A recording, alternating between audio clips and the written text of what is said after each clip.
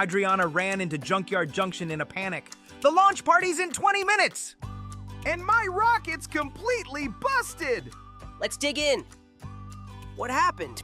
Well, I was testing the super bounce mode, and it exploded everywhere! Bit says fixing that rocket will take a compression spring, model J7. I know exactly where that is. Up there, on Motor Parts Mountain. That's really high up. Adriana gulped. How do we get it down? Physics! If I calculate the perfect trajectory, I can knock the part off the mountain with a rubber band. Or, here's a better idea. We ram it. One good hit, and bam! Down comes the spring. You want to knock over the mountain? But that could destroy everything, including the spring. Your way will take forever. Mine is quick and gets the job done. Friends, let's talk about it. These are both good ideas. Knocking down the mountain is a terrible idea. Do you want the job done fast, or do you want it done right? Fine, take your shot, Zip. But when you miss, then it's time for muscle.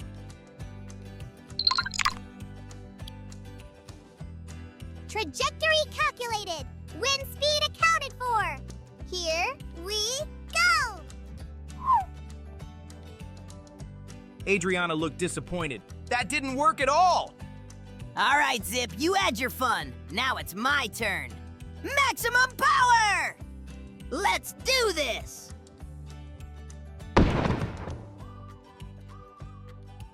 It's getting wobblier. Let me try a few more times. Okay, everyone stop. Zip, your slingshot is amazing. Torque, you're super strong. What if we used both? Both? Together? We need Zip's rubber bands for launching, Torque's strength to compress heavy ammunition, and we build a giant catapult together. Like how a rocket needs all its parts, said Adriana. The fins, and the launcher, and the base! Exactly. Come on, Junkyard crew, let's build. Angle set to 37 degrees. Junk ball compressed and loaded. Ready? 3, 2, 1. Go! Woo! Got it! Adriana couldn't believe it. You did it! You all did it! They said, rapidly rebuilding the broken rocket with the new part. It's even better than before! Adriana cheered. Well, what are we waiting for? Let's launch this thing. 3, 2, 1. Lift off! Look at it go! We build better when we build together. Best launch party ever! Thanks for showing me how teamwork works, Adriana cheered. Now, let's launch it again. Finally! Come on, let's go, let's go! Let's cross it quick! I'm starving! The water is moving very fast. Fast? It's barely moving at all. Just run through it! 3 seconds. Splash, splash, splash. Done! What if it pulls me under? What if I slip and it carries me away? It won't! Aurora, it's tiny! The stream is small and easy to cross for us. But through Aurora's eyes, it's not so simple. But we're so close! The perfect picnic spot is right there! I'm sorry. I'm ruining everything. Aurora, don't see that. But come on, you're not really scared of a little stream, are you? I know it's silly. You are actually afraid. For real. Okay. Maybe there's another way across? We don't have to run. We can fly across. Wait, we don't have wings. We need a new plan. What if we cross together? Walking slowly. All 4 of us as a family. Together? I'll be right next to you. If you slip, I'll catch you. And I'll make it fun. Probably. I think I can try. First step. Just one. It's cold. Maybe it's just cold because it's the water's first time meeting you. It'll warm up to you. I'm here. Feel my shoulder? I'm not going anywhere. I feel you. Aurora, open your eyes. I did it. We did it! Together! All of you, together! Adriana sat in the perfect picnic spot, ready to enjoy a snack with their favorite unicorns. Do you have your surfboard? Of course, Cruz! I wouldn't be able to do much at surf camp without a surfboard, would I? What about your sunscreen? Of course. Don't want to get burned. And do you have your special seashell? My what? Your special seashell! It's a great way to make friends because you can show it to the other kids. I don't need a special seashell. Everyone will want to be my friend when they see my skills. Well, maybe. But just remember to be kind and caring. Adriana was impressed. Solana was going away to surf camp with all the best surfers in the state for 3 whole days. I always knew I was the best surfer in Cardiff. Now I'll get to prove that I am the best surfer in all of California. All right, say goodbye to your friends. We better get in the car so we aren't late. Bye, Solana. Have fun. Don't forget about us. I'll see you guys later and tell you all about the fun times I have at camp. Finch, Cruz, Bailey, and Adriana couldn't wait to see Solana in the afternoon and hear all about how she showed the other surfers what it means to be a true Cardiff grommet.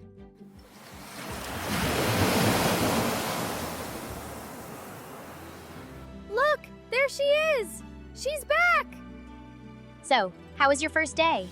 Did you make a million new friends and show everyone what an epic surfer you are? And how was the food? Specifically, the hot dogs. It was great. I had so much fun, and I even won an award for being the most cool surfer they'd ever seen. Whoa, that's awesome. Yes, now back to my question about the hot dogs. Adriana asked Solana if she was excited to go back tomorrow and do it all again. Yeah, of course. But when everyone went home for the evening, Solana talked to her mom. She had a confession. I don't want to go back to surf camp. I'm just too good, and no one can keep up with me. But I thought you were having fun. What happened? I am having so much fun, and everyone loves me, and I definitely didn't fall off my surfboard yesterday, so I don't even know why we are still talking about it. Maybe Solana wasn't having as much fun at surf camp as she was saying. The next day, Adriana and Bailey saw Solana at the beach. What stories would she have today of camp? Camp? Yeah, well, they gave me another award and said I was so good that I probably don't need to go anymore. So, I'm not going back tomorrow because a shark stole my surfboard and rode away on it. Isn't that your surfboard in your hand right there? What surfboard? I gotta go. The next day, after another day of ditching surf camp, Solana sat with everyone eating tacos. So did you get another award today? Yep, I got 5 awards today. But I can't go back to camp tomorrow because... Solana couldn't think of a reason why she couldn't go back to camp, so she decided maybe it was time to be honest. I can't go back to camp because I'm having a lot of trouble making friends. What? Why didn't you tell us? Because I was embarrassed. I'm used to always having you guys around, and when I had to go to camp on my own, it was really scary. You shouldn't be embarrassed. Trying new things all by yourself can be super scary and hard. Yeah, when I moved to Cardiff, it was super scary. I was so afraid I wouldn't make any friends. Well, what did you do? Finch held up his special seashell and smiled at Solana. You don't remember? I saw you walking on the beach, and even though you looked too cool to be friends with me, I decided it was better to try and fail than to not try at all. So I asked if you wanted to look for seashells together. That's right. I thought, this guy seems nice. And then I found that seashell and gave it to you because you were my new friend. Maybe you can take this seashell with you and give it to a new friend at surf camp. It worked once before. Maybe it will work again. That's a great idea, Finch. What do you think, Solana? Do you think you can go to one more day of surf camp? Solana thought about it. Okay, I'll do it. As long as I can have Finch's special seashell by my side. And so Solana decided to give surf camp one more try. Because like Finch said, it can be scary to reach out to people. But it's always better to try. That's how you end up with a Grom crew of your own. Hey, Adriana. I just got an invitation to my cousin's birthday party. See? My favorite thing about birthday parties is the ice cream, of course. Ice cream, vanilla, even marble. I really like marble. But for this party, the bouncy house is what I'm most looking forward to. We always get so excited when there's a bouncy house in Pirate Park. Sometimes too excited, right? Do you remember that one time the captain's spyglass wasn't working? It was an ordinary day on the high seas of Pirate Park when Captain Redboots saw something in the distance. But his spyglass was foggy. Now, I'm not the bravest of the bunch. It's something I really want to get better at. This was my chance, so I raised my hand. Like I was in school. I can climb up to the crow's nest on top of the mast and check. You all looked at me. Like, Benny is going to climb? Seriously? Even I couldn't believe it. I couldn't back out now. I climbed as quick as I could, trying not to think about it. Captain, I can see it. It's a bouncy house. It's so close. We should go. Okay, come on down, Buccaneer. Then I looked down, which freaked me out. I was so high up. I'm okay up here. You all go. Benny, we're not going without you. Just come down. So I gathered all my courage and tried to put a foot down, but I just couldn't do it. My heart was beating so fast. It felt like it was in my throat. Ah, great. Benny's stuck. We have to send someone up. But then you had that great idea, Adriana, remember? You said Polly should fly up and check on me. Squawk! Check on Benny! Squawk! All right, Polly, see what you can do. Polly flew up and perched near me. I wish I could fly. Then I could get down. Hi, Polly. I'm fine up here. Really. I like the view. Squawk! Nice view! Squawk! Now that I think about it, sending Polly up as lookout would have been a better idea than me. Live and learn, I guess. He's not moving. That's it. I'm climbing up there. Captain Redboots tried to stop her, but when Trixie has an idea, nothing gets in her way. Within seconds, she was up there next to me, all the way at the top. Good job, Trixie. But now what? Easy. Now we climb down. Then Trixie looked down, and just like me, she looked right back up. It was higher than she thought. Benny is right. The view up here is great. So, we'll just stay. Yup, we'll just hang out. Get it? Hang? I laughed, which made Trixie laugh. It made me feel better that I wasn't alone anymore. Benny, don't tell anyone, but I'm scared to climb down. You are. But Trixie, you're never scared of anything. I've never been this high. Don't tell my brother. Looking at how scared she was made me want to be strong. For her. To show her we could get through this. So I took a deep breath, which made me remember something. Trixie, when I'm scared at night and can't get to sleep, I take a deep breath and think about how brave I am. A deep breath? Are you sure that will work? I couldn't lie to her. Sometimes it still took me so long to fall asleep. I'm not sure, but I think it's worth a try. We got up here. I'm sure we can get down. Okay, as long as we do it together. Trixie was looking at me like I was the brave one. And you know what? In that moment, I did feel pretty brave. So together, we took a deep breath. Then Trixie nodded and took her first move down. With each breath, we both moved down until finally we landed back on the ship. We did it! I shouted to Trixie, jumping up and down. I know!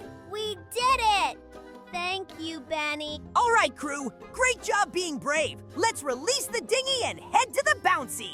I'll steer the dinghy, I offered, ready to be brave again and lead our crew to fun. We ended up bouncing until the sun went down, and I learned something pretty cool. When there's something I want to do that seems scary, I just take a deep breath and find my courage. That's the pirate way. Red and Nash were hard at work on their storybook. Graham! Adriana! Come look at the book we made! Adriana rushed in. Red and Nash always made the best storybooks. It's about a magical duck named Larry who shoots rainbows out of his mouth when he quacks. He has to travel through a magical forest to get to the dentist before his rainbows lose their color. That sounds like a wonderful story.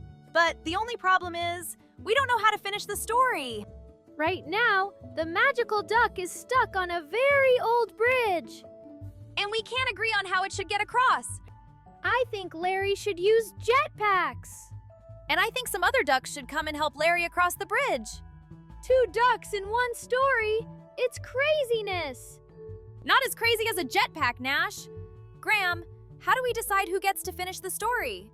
And we have to do it quick because Larry is late for his appointment. Well, I think there is only one thing we can do. Of course. We need to do a Red and Nash imagination splash. Graham pretended to be Larry the Duck and looked at the rickety old bridge that lay over a large waterfall. All right, here I go, about to cross the bridge. Use the jetpack. No, call your duck friends. Jetpack. Duck friends. Jetpack. Duck friends. In all the fighting, Nash and Red didn't notice Larry had vanished. Wait a minute. Where did Larry go? Red and Nash looked over the bridge, and there was Larry, falling into the waterfall. Oh no! We need to save Larry! But how will we do it? Red and Nash realized they were going to have to work together. Nash, I think we might need your jetpack. And I think we might need your duck friends too. So Nash and Red decided to work together to save their main character. Matt, Adriana, we need you to be ducks. We get to be ducks? Awesome! Reporting for duty. Let's hear your quack first. Quack. Quack, quack. Perfect. You're both now in our story. We need you to wear this jetpack and rescue Larry. He fell over the bridge. We'll do it. Adriana has been waiting their whole life to fly a jetpack, and now it was time. Red and Nash watched as the ducks in the jetpack flew down the waterfall to save Larry. I hope this works. Look, it's Larry the Duck. He's back. Phew, that was close. Good thing you knew such brave ducks. Thank you, Matt and Adriana. Happy to help. I'm on call if you ever need another rescue. Yay! We did it! And it looks like your story was even better when you worked together. Yeah, I guess our storybook needed both of our creativities. Red and Nash were excited to keep making their story now that they knew the key was doing it together. Did you hear? Adriana has a friend coming over. I know. I've been preparing. Preparing? For what? Human friendship rituals. I've studied everything. Pillow forts must be symmetrical, snacks arranged in welcoming patterns, and the stuffed animals need to be positioned for optimal hugging access. That sounds like a lot of rules for playing. It is. But if we get everything perfect, Adriana's playdate will be perfect. Come on! Adriana opened the door and in rushed Adelaida. It was time for the playdate to begin. They're here, Sparkles. This is going to be the best playdate ever! We'll see. This pillow fort looks perfect. They're going to love it. It looks perfect, but I better do my checks. First, examine pillow fort for structural integrity. That corner pillow is 3 inches off center. Blossom, it looks fine to me. It won't be the best playdate ever if they don't have the perfect pillow fort. I better fix it. 2 more inches to the left, and... Oh no! Oh, whoopsie daisies, that wasn't supposed to happen. No time to fix it, Blossom. We have to go and get their snacks ready. Hold on a second. This bowl of snacks needs some carrots. I think this snack looks pretty good. Sparkles! A little help here? On it! Coming your way! Uh-oh! I was coming to help! Wait a second. Where did Adriana and Adelaida go? Oh no! We forgot to set up the stuffed animal parade! Blossom, wait! I'll need to use magic. Stuffed animals, I command you to position yourselves for optimal hugging access! I've ruined everything. Hey, you were just trying to help. I studied so hard. I had a plan for every detail. And now Adelaida will think Adriana is messy and disorganized and... Shh! Someone's coming! Adriana and Adelaida burst into the bedroom. What would they make of this messy scene? Whoa! You made a cave! Said Adelaida. Yeah, I guess I did. Let's go cave exploring, said a surprised Adriana. This is the best fort ever. You can crawl inside it, giggled Adelaida. Blossom, look at them. They're happy. They're more than happy. They're having the best time ever. Because of your beautiful mess. I thought playdates needed everything in the right place. Maybe the right place is wherever friends decide to play.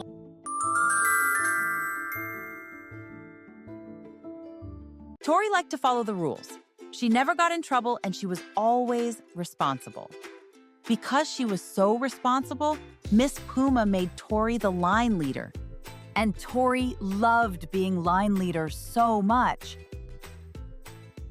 Today was watercoloring day at school. Tori helped hand out the paintbrushes and watercolors. Then, Miss Puma got everyone a cup of water to use for their paintbrushes. Everyone be careful not to knock over their cup of water. Tori looked at Charlie and Lukey with concern.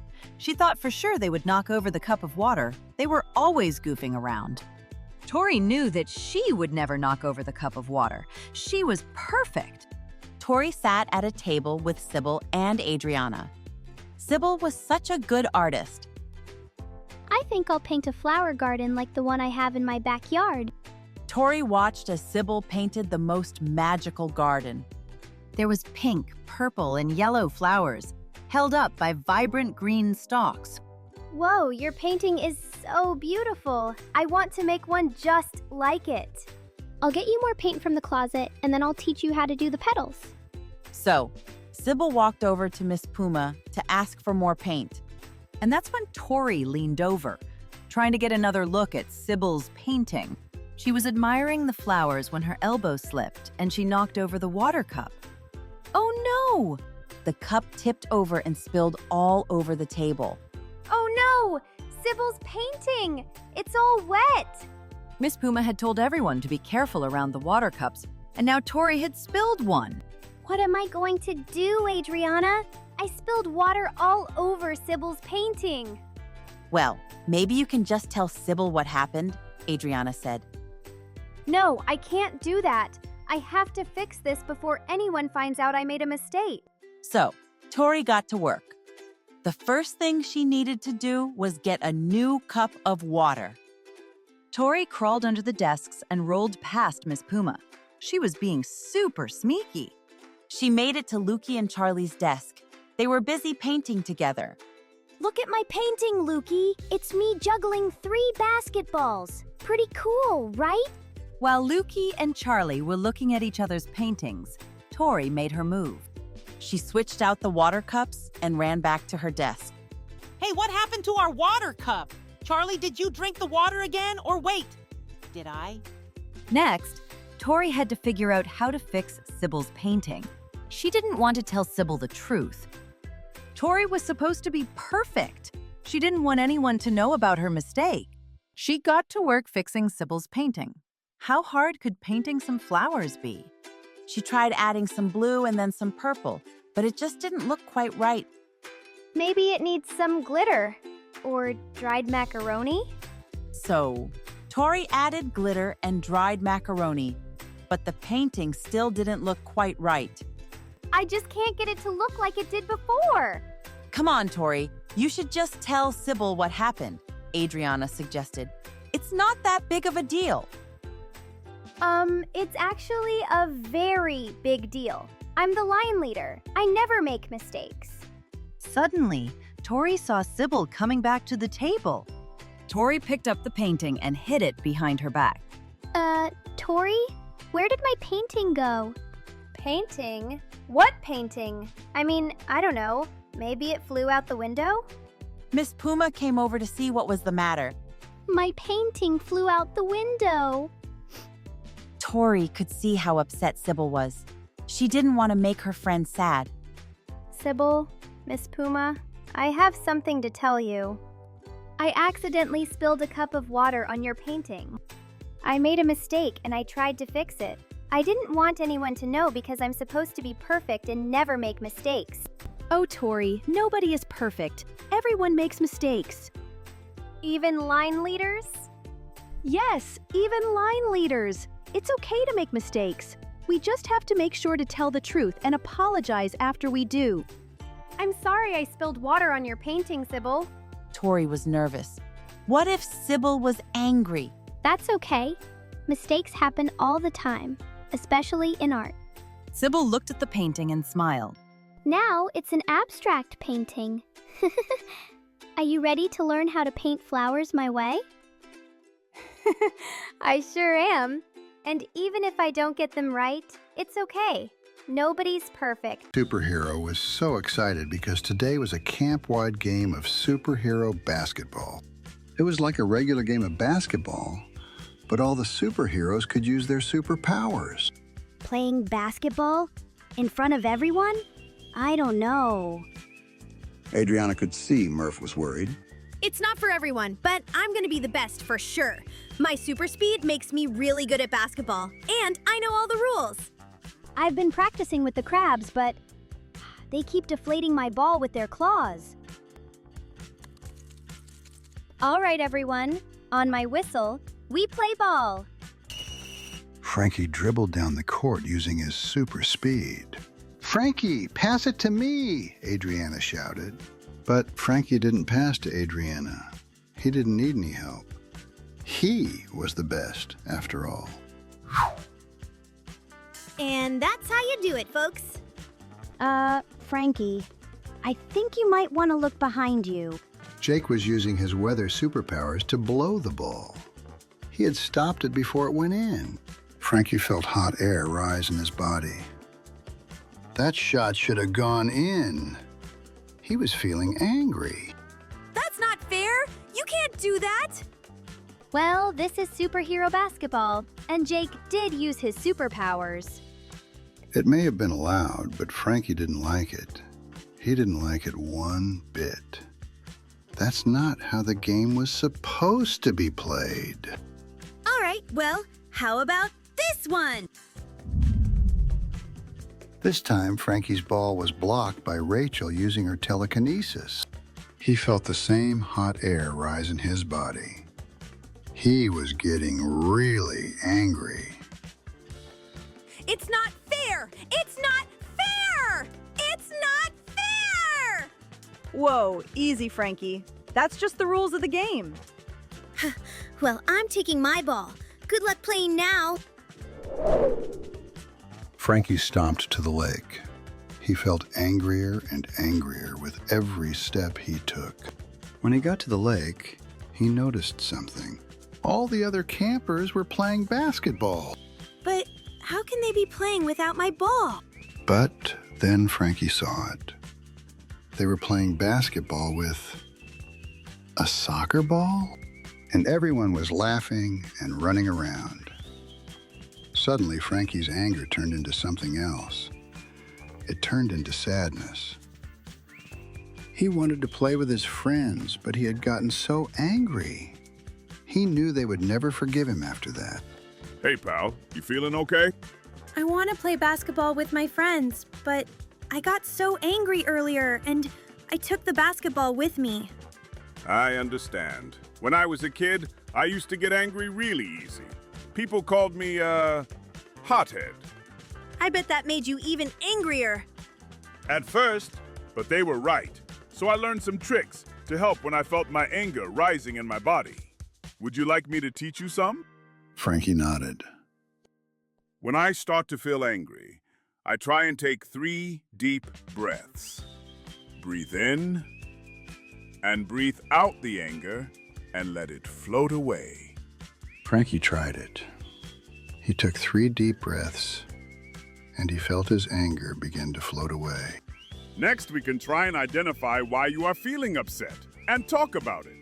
I get really angry when things don't go how I expect them to. It can be hard when things don't go our way. And it's okay to feel a little bit angry, just so long as we don't let the anger do all the talking. Okay, I'll try it. I'm sorry for getting so angry earlier. Can I play with you guys again? Of course you can, Adriana said. But we aren't playing basketball anymore. Now we are playing a new game we made up called Butterball. It's like basketball, only the ball is covered in butter. Butterball? Frankie felt hot air rise in his chest and he began to feel angry. This wasn't what he expected.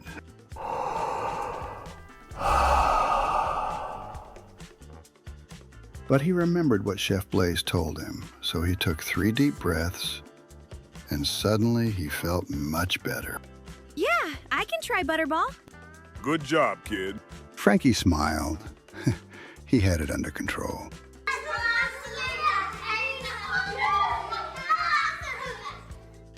In the Dino Dojo, everyone was practicing their karate kicks.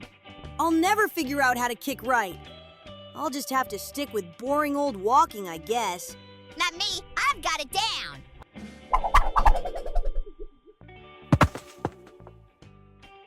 What? Still fun now. Every time I go to kick, I end up spinning around and around. Watch.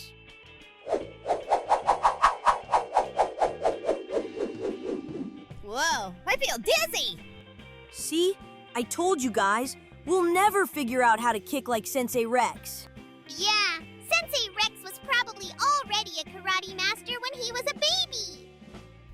A baby doing karate, that is so cute. That's not quite true. I don't believe you. You probably got your black belt on your first day of kindergarten. I think it may be time for a special story. When I was 5, my mom dropped me off at my first day of karate class, just like all of you. Were you the best in the class? Adriana asked. Did you karate chop 1,000,000 boards? Nope. I cried and cried because I was so scared. You cried? Oh yes, and I didn't have my gi yet. So I took my first karate class in my polka dot pajamas. Polka dot pajamas, that's funny. It didn't feel funny. I fell down, spun all around, basically did everything except successfully kick a board. Sounds like us. So what happened? Did you run away? Did you call your mom? No, I stayed. And at the end of that first class, I was given my white belt, like all of you were. I felt very proud to have earned my first belt, and I wanted to keep trying and practicing to get better every day. And every time I fell, I got a little better, until eventually I didn't fall as much. So, you weren't always a karate master? You were a beginner, just like us. I still don't believe it. Here is a picture of me on my first day. Rafi looked at the picture. The story was true. If you were a beginner once, maybe it's okay that I am a beginner right now. I can't wait to tell my own karate class about my first day. I can't wait to get better. But maybe it's fun to learn and grow right now. Let's try our kicks again, shall we? Tyrone, Stella, Raffi, and Adriana tried their kicks again. The first step on a long journey